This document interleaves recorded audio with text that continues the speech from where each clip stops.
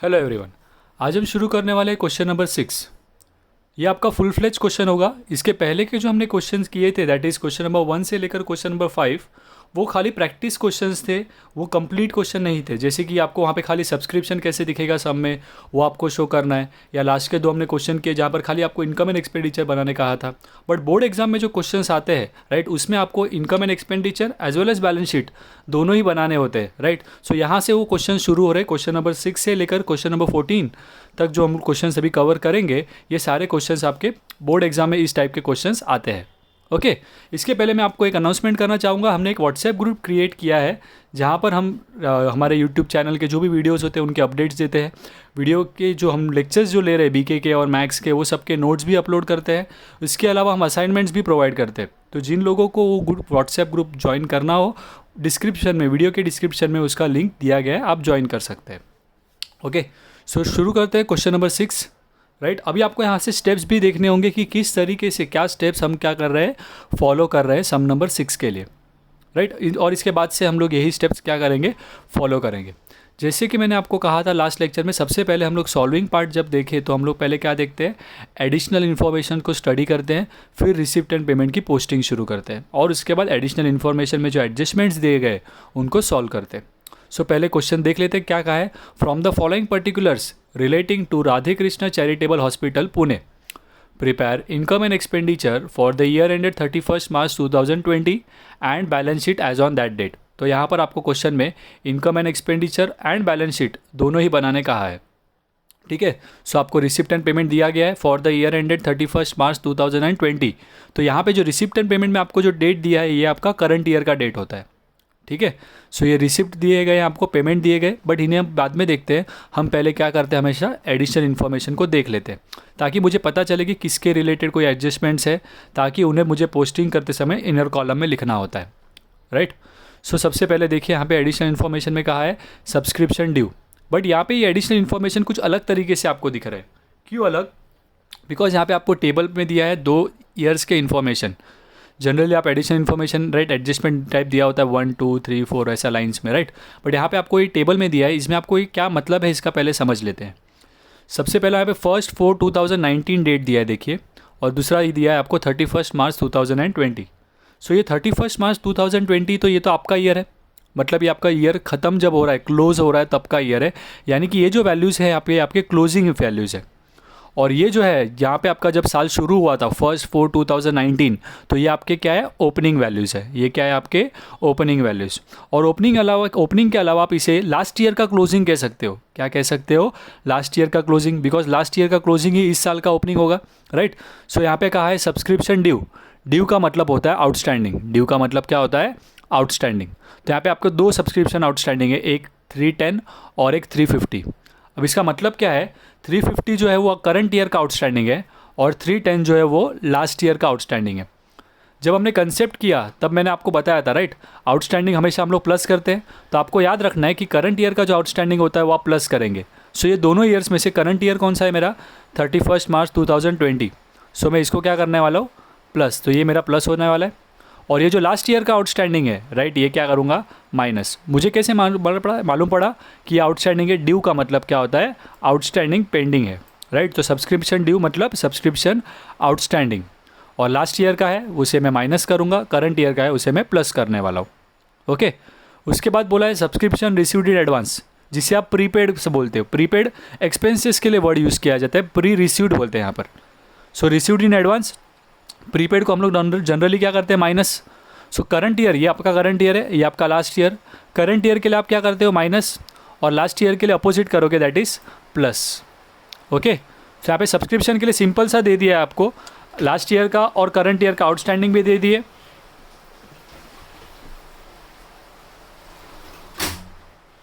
और last year का और इस ईयर का प्रीपेड भी आपको दिया हुआ है, राइट। तो आपको सिंपल सी चीज़ याद रखनी है, करंट ईयर में आउटस्टैंडिंग प्लस होता है, लास्ट ईयर का माइनस होता है।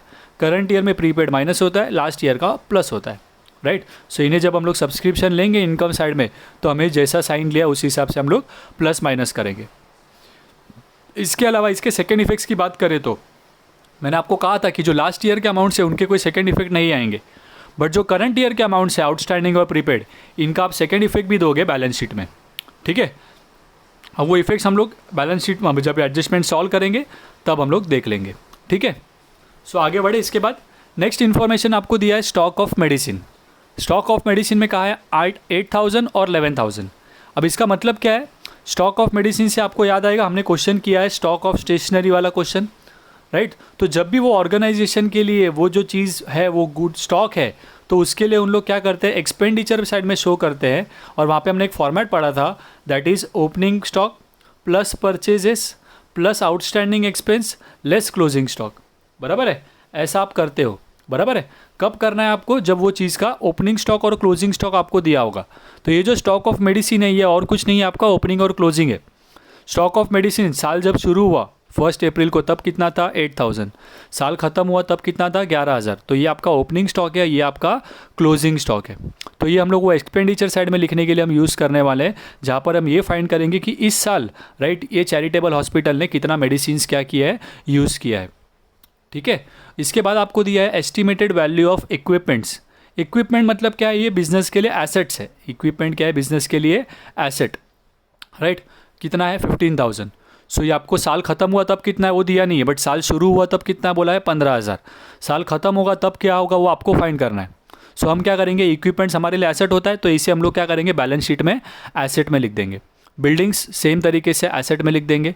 कैपिटल फंड लायबिलिटी में आता है ये, राइट। हमेशा आपको हर समय कैपिटल फंड क्वेश्चन में दिया होगा एडिशनल इन्फॉर्मेशन में ही, तो उसे आपको लायबिलिटी में लिख देना है, ठीक है। और वो भी इनर कॉलम में लिखेंगे आप, ओके।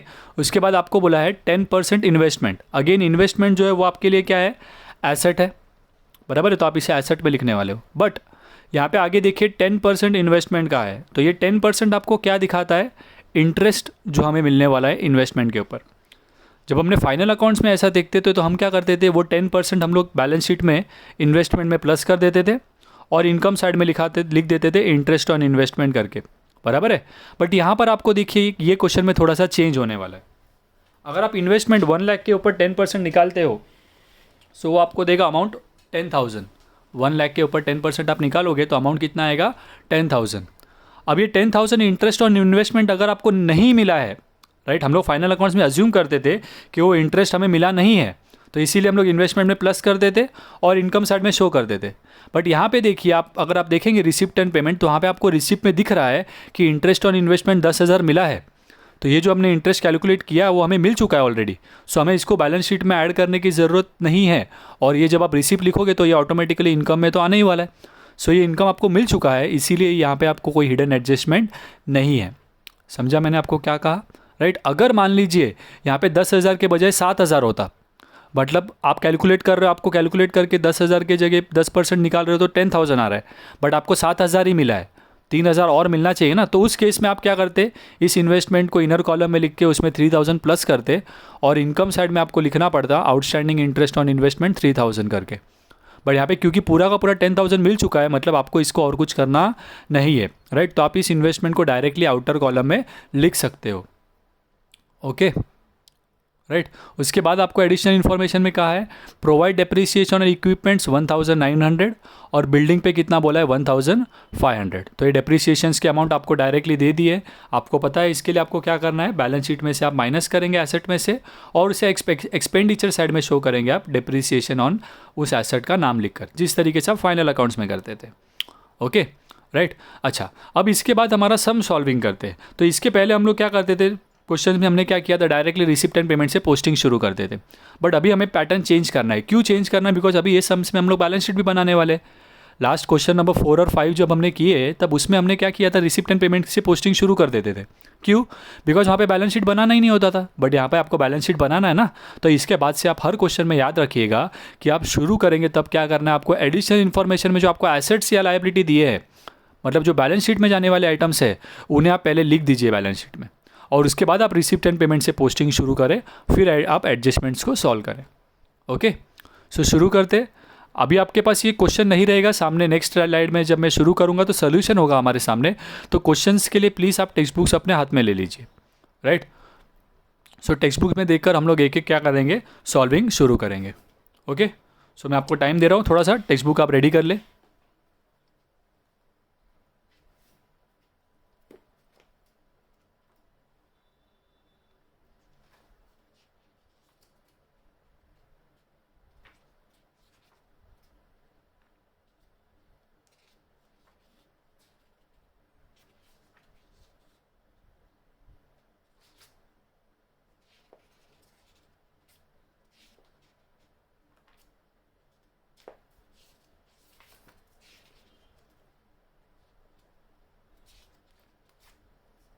Okay ready. सो शुरू करते, देखिए जैसे कि मैंने आपको कहा सबसे पहले हमें क्वेश्चन में क्या करना है, जो ये एसेट्स दिए उनसे शुरू करेंगे। सो देखिए मेरा फॉर्मेट पहले ले लेता हूँ मैं। ओके हमें इस तरीके से दोनों सामने सामने रखने, एक साइड में मैं इनकम एंड एक्सपेंडिचर बनाता हूँ और एक साइड में मैं बैलेंस शीट बनाऊंगा। हेडिंग दे देंगे सबसे पहले ये आपका in the books of, hospital का नाम क्या कहा है आपको, Radhe Krishna charitable hospital, right. So in the books of Radhe Krishna charitable hospital Pune.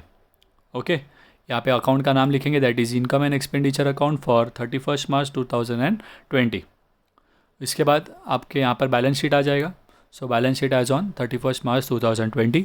फिर यहाँ पे जब आप हेडिंग्स पुट करते हो इसके, तो यहाँ पे आपको याद रखना है पर्टिकुलर नहीं लिखना है, एक्सपेंडिचर और इनकम लिखते हो। ओके फाइनल अकाउंट्स में हम पर्टिकुलर लिखते हैं, यहाँ पर हम लोग को नाम लिखना है एक्सपेंडिचर और इनकम, और यहाँ पर हमारे एसेट्स और लायबिलिटी के हिसाब से। ओके सो ये हो गया आपका फॉर्मेट। अब इसके बाद हम शुरू करते हैं पोस्टिंग। तो जैसे कि मैंने आपको कहा कि आपको एडिशनल इन्फॉर्मेशन में देखिए जो आपके एसेट्स और लायबिलिटी दिए गए वो लिखने हैं। सो आपको 4th पॉइंट पे आपको एसेट दिया गया है इक्विपमेंट्स, तो पहले वहाँ से शुरू करेंगे। सो पहले इक्विपमेंट्स को मैं एसेट में लिख देता हूँ, कितना दिया है 15,000। मैं इनर कॉलम में लिखता हूँ बिकॉज मुझे दिख रहा है ना एडजस्टमेंट में डेप्रिसिएशन भी बोला है, राइट। सो फिलहाल मैं उसको इनर कॉलम में लिखूँगा।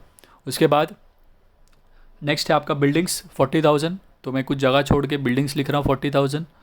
उसके बाद आपको बोला है कैपिटल फंड जो कि लायबिलिटी में आएगा, राइट, 1,70,940। So capital fund 1,70,940। इसके बाद 10% इन्वेस्टमेंट, राइट। तो 10% इन्वेस्टमेंट में आपको मैं 1 लाख डायरेक्टली आउटर कॉलम में लिख रहा हूँ। क्यों आउटर कॉलम में लिखा, ये आपको समझा, बिकॉज ये 1 लाख के ऊपर अगर मैं 10% कैलकुलेट करता हूँ तो मुझे अमाउंट आ रहा है 10,000, और ये इंटरेस्ट ऑन इन्वेस्टमेंट मुझे ऑलरेडी मिल चुका है। कैसे पता चला? सो बैलेंस आपको जो क्वेश्चन दिया उसमें देखिए रिसिप्ट एंड पेमेंट्स में रिसिप्ट साइड में दिख रहा है आपको इंटरेस्ट ऑन इन्वेस्टमेंट 10,000, तो ये जो 10,000 मिलना चाहिए वो हमें मिल चुका है, राइट। तो इसी में मुझे कुछ प्लस करने की ज़रूरत नहीं है और इनकम साइड में भी लिखने की ज़रूरत नहीं, बिकॉज ऑलरेडी जब मैं रिसिप्ट साइड की पोस्टिंग करूँगा तो वो इनकम में मेरे दिखने वाला है। ओके ठीक है। सो इसके बाद तो ये हो गया आपका एसेट्स का पोस्टिंग हो गया। अब आप शुरू करते हैं रिसिप्ट एंड पेमेंट से। सो रिसिप्ट एंड पेमेंट में देखेंगे तो सबसे पहले आपको क्या दिया है, देखिए रिसिप्ट साइड में to balance brought down, cash बोला है उसमें 8,230, राइट। तो कहाँ लिखना है हमें, इसे हम लोग कहीं पर भी लिखते नहीं हैं। याद है मैंने आपको कहा था रिसिप्ट एंड पेमेंट में 2 बार आपको कैश दिखेगा, एक आपके रिसिप्ट में टॉप में दिया होगा और पेमेंट में आपको नीचे दिया होगा लास्ट में, राइट, कैश करके। तो यहाँ पे 2 क्वेश्चन में दिया है, देखिए रिसिप्ट में खाली, डेबिट में खाली कैश दिया है और पेमेंट में cash in and cash at bank 2 दिए। आपको हर क्वेश्चन में याद रखना, एनपीओ के हर क्वेश्चन में, राइट, इस चैप्टर के हर क्वेश्चन में ऐसा होगा ही, राइट। तो रिसिप्ट में जो आपको कैश दिया है वो आपका लास्ट ईयर का कैश बैलेंस है, तो उसको आपको कभी भी कोई भी सम में लिखना होता नहीं है।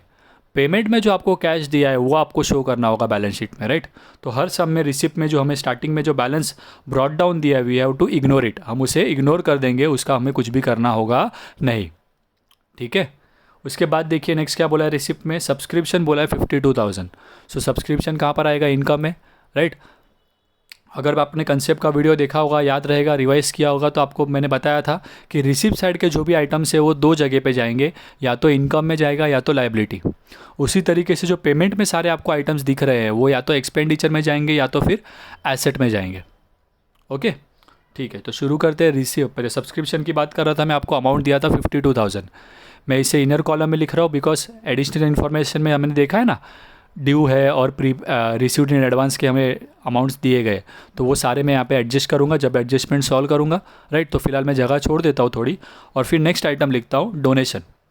डोनेशन में मैंने आपको कहा था कि डोनेशन 2 टाइप के होते हैं, एक है जनरल डोनेशन और एक है स्पेसिफिक डोनेशन। स्पेसिफिक डोनेशन यानी किसी काम के लिए मिला है, बिल्डिंग फंड के लिए या कोई पर्टिकुलर पर्पस उन्होंने मेंशन किया है क्वेश्चन में, तो उस समय आप उस डोनेशन को कहाँ पे लिखोगे, लायबिलिटी में। बट यहाँ पे उन्होंने जनरल डोनेशन बोला है, राइट। तो जनरल डोनेशन आपको कहाँ लिखना होता है, इनकम में। सो यहाँ पर बाय डोनेशन करके, राइट, कितना अमाउंट बोला है 17,500। ओके फिर इसके बाद है नेक्स्ट हमारा इंटरेस्ट ऑन इन्वेस्टमेंट, ये हमारे लिए इनकम है। सो इंटरेस्ट ऑन इन्वेस्टमेंट लिख देते हैं हम लोग 10,000। फिर नेक्स्ट आइटम बोला है to proceeds from charity show, right. So ये भी हमारे लिए इनकम है, चैरिटी शो करके जो पैसे आए हैं उससे कहेंगे proceeds from charity show. Okay so कितना पैसा आया 8,530, तो वो भी लिख दिया। सो ये हमारा हो गया रिसिप्ट साइड। अब इसके बाद हम लोग पेमेंट साइड की शुरुआत करते हैं। सो पेमेंट साइड में देखिए सबसे पहला आपको क्या दिया हुआ है, मेडिसिन्स परचेस्ड, मेडिसिन परचेस्ड। अब ये हॉस्पिटल के लिए मेडिसिन्स परचेस्ड, ये तो उनका स्टॉक है ना, इसके लिए हमें क्वेश्चन में देखिए ओपनिंग और क्लोजिंग भी दिया था उसका एडिशनल इन्फॉर्मेशन में। एडिशनल इन्फॉर्मेशन नंबर 3 में आपको स्टॉक ऑफ मेडिसिन दिया था और मैंने आपको बताया था कि उसमें 8,000 जो है वो आपका ओपनिंग है, 11,000 जो है वो आपका क्लोजिंग है। तो जब आपको ये ओपनिंग क्लोजिंग परचेज ये सब दिया है तो वो आपको एक्सपेंडिचर साइड में शो करना है, राइट। और हम हेडिंग देंगे पहले कि मेडिसिन कितना यूज़ हुआ है वो हमें फाइंड करना है। सो पहला मैं हेडिंग देता हूँ, टू मेडिसिन यूज्ड, या आप बोल सकते हो मेडिसिन यूज ड्यूरिंग ईयर 1920। ये हेडिंग है खाली, इसके अंदर हम लोग सारी चीज़ें लिखेंगे, बराबर है। तो हमने जो फॉर्मेट पढ़ा था हमारे फर्स्ट कंसेप्ट में, राइट, उसके हिसाब से क्या क्या चीज़ें आती थी, opening stock plus new purchases plus outstanding bill कुछ रहेगा तो, और उसके बाद हम क्लोजिंग क्या करते थे, माइनस करते थे।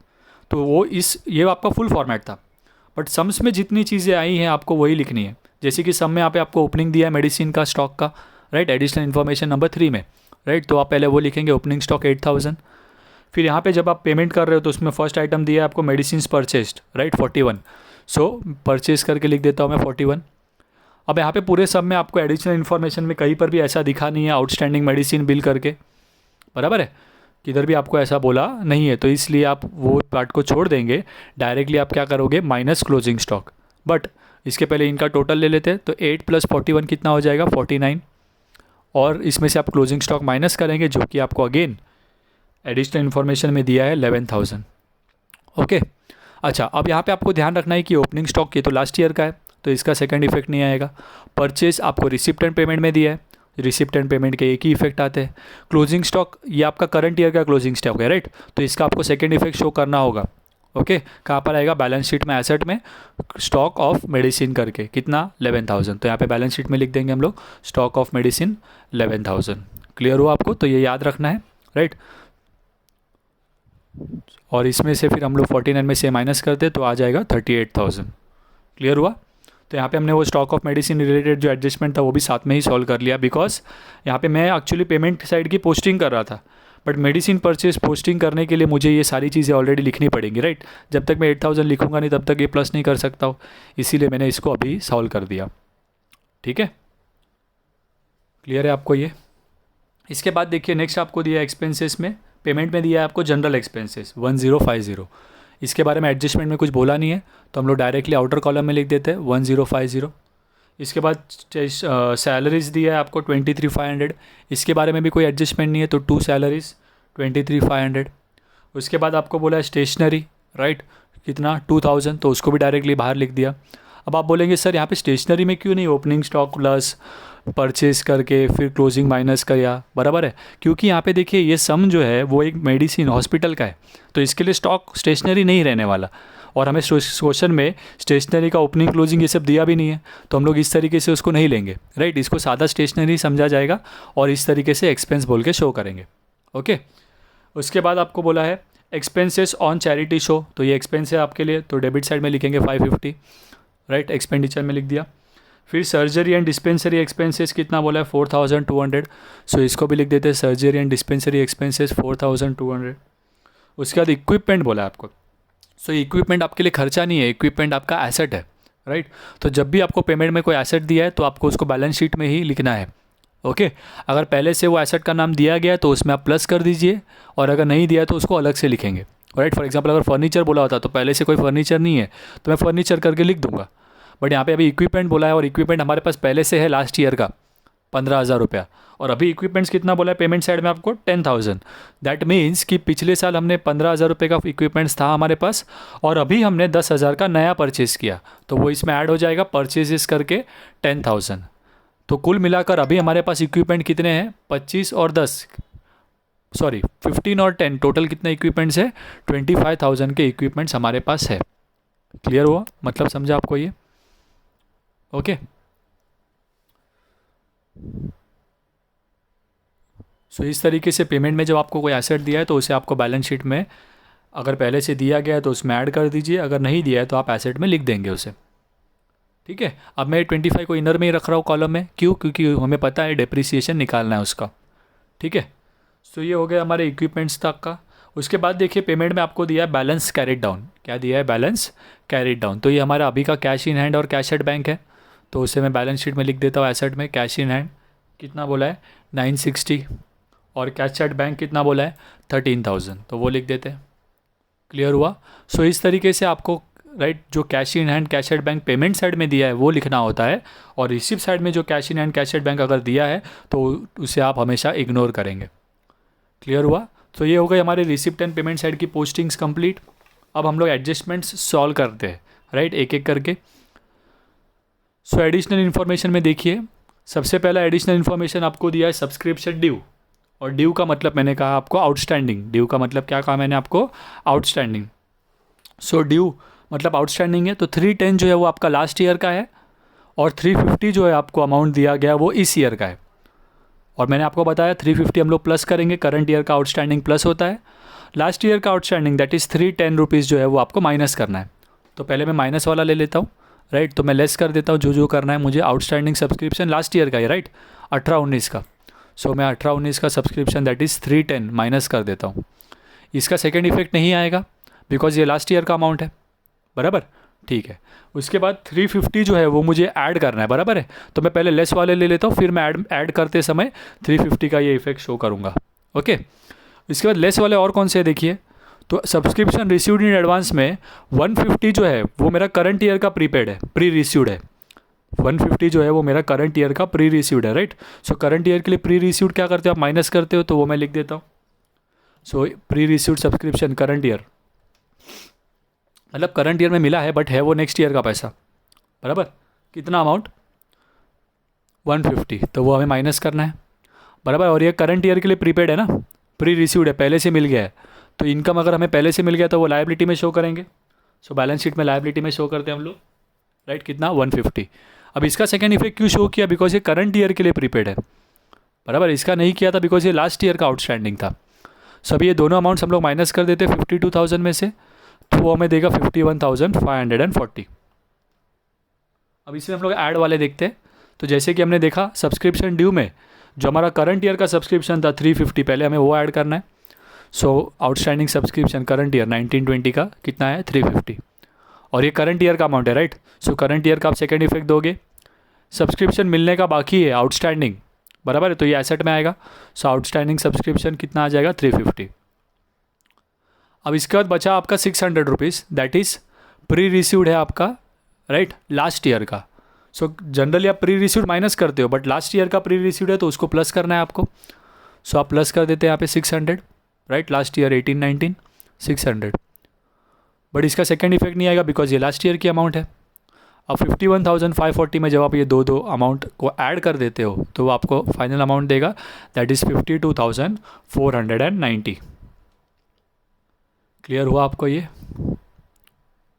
सो यहाँ पे हमें सब में सिंपल सा दिया था सब्सक्रिप्शन राइट। आपको चारों ही अमाउंट्स दिए थे, करंट ईयर का आउटस्टैंडिंग, लास्ट ईयर का आउटस्टैंडिंग, करंट ईयर का प्री रिसीव्ड और लास्ट ईयर का प्री रिसीव्ड। सो आपको खाली वो प्लस माइनस करने हैं, और याद रखना है कि करंट ईयर के जो आउटस्टैंडिंग और करंट ईयर के जो प्रीपेड रहेंगे आप खाली उन्हीं का इफेक्ट बैलेंस शीट में शो करते हो। ओके। अब इसके बाद आ जाते हैं हम लोग नेक्स्ट पार्ट पर, नेक्स्ट एडजस्टमेंट पर। दैट इज़ फर्स्ट और सेकंड तो हमने देख लिया एडिशनल इन्फॉर्मेशन। थर्ड आपको देखिए दिया है about stock of medicine, but इसको तो हमने यूज़ कर लिया ना 8,000 और 11,000 को यहाँ पर। सो वो कंप्लीट हो गया। फिर एडिशनल इन्फॉर्मेशन नंबर 4 इक्विपमेंट, वो तो ले लिया हमने पहले ही, बिल्डिंग भी ले लिया था, कैपिटल फंड भी ले लिया था, 10% इन्वेस्टमेंट भी ले लिया था। सो अब हमें नेक्स्ट पार्ट पर आना है, that is provide depreciation on equipment 1,900 and building कितना बोला है 1,500। सो पहले मैं इक्विपमेंट में से माइनस करता हूँ। इक्विपमेंट मुझे दिया है 25,000, उसका अमाउंट दे दिया डायरेक्टली, तो मुझे कुछ कैलकुलेट नहीं करना है।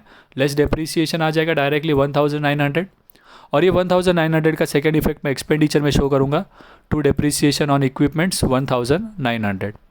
ओके, मैं इनर कॉलम में लिख रहा हूँ यहाँ पे फिलहाल राइट, ताकि डिप्रिसिएशन एक ही हेडिंग पुट कर रहा हूँ, अंदर दोनों एसेट्स लिखकर फिर एक साथ बाहर लिख दूंगा।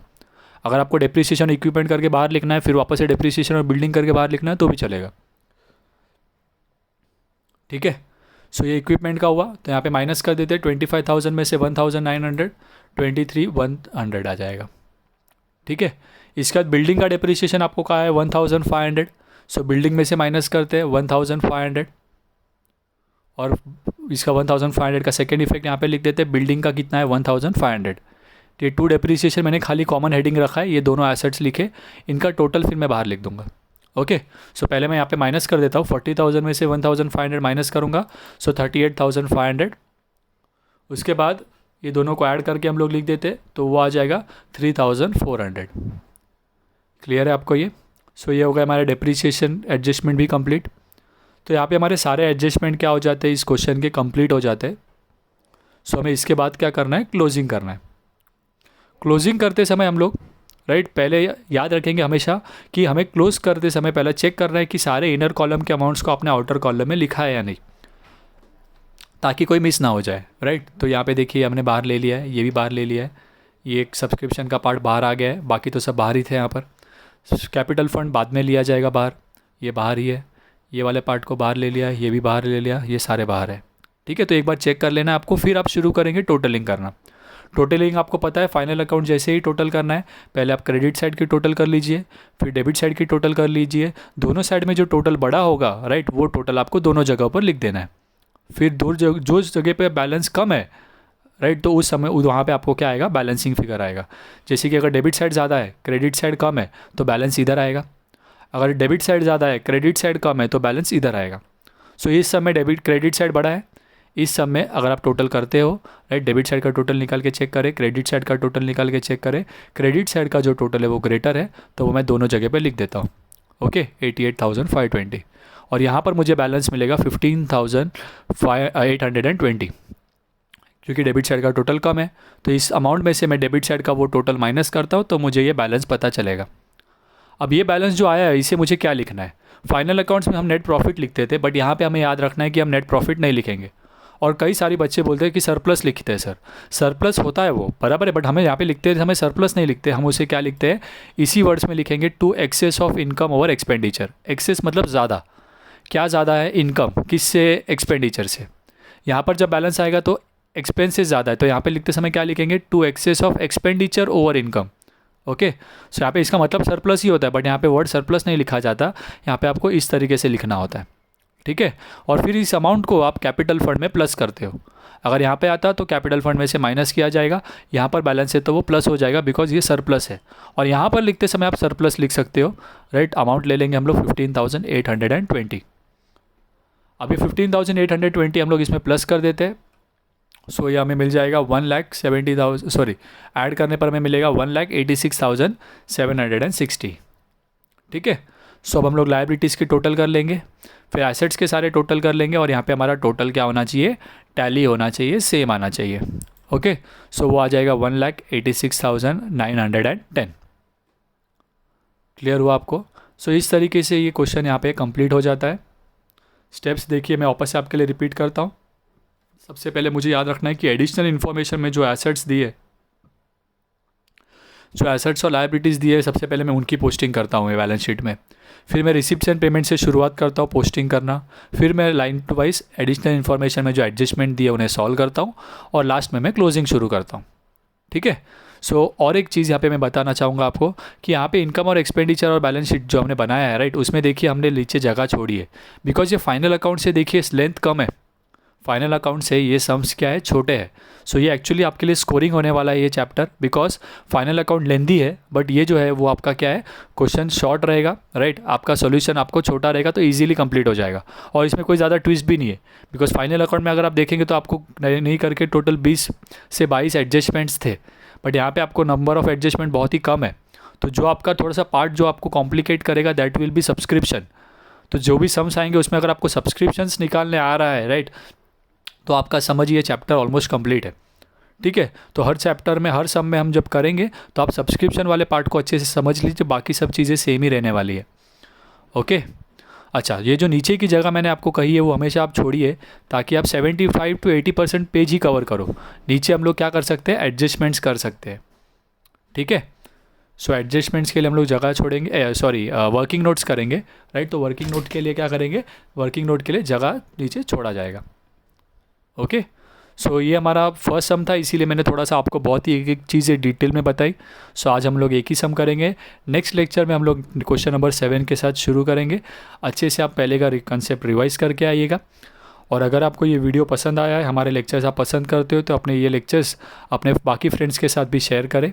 और अगर आपने हमारे चैनल को सब्सक्राइब नहीं किया है तो प्लीज़ हमारे चैनल को सब्सक्राइब करें ताकि आपको लेटेस्ट अपडेट्स मिलते रहे। और हमने व्हाट्सएप ग्रुप के बारे में भी आपको बताया। व्हाट्सएप ग्रुप का जो लिंक है वो आपको डिस्क्रिप्शन में दिया हुआ है वीडियो के, आप वहाँ पर ज्वाइन कर सकते हैं।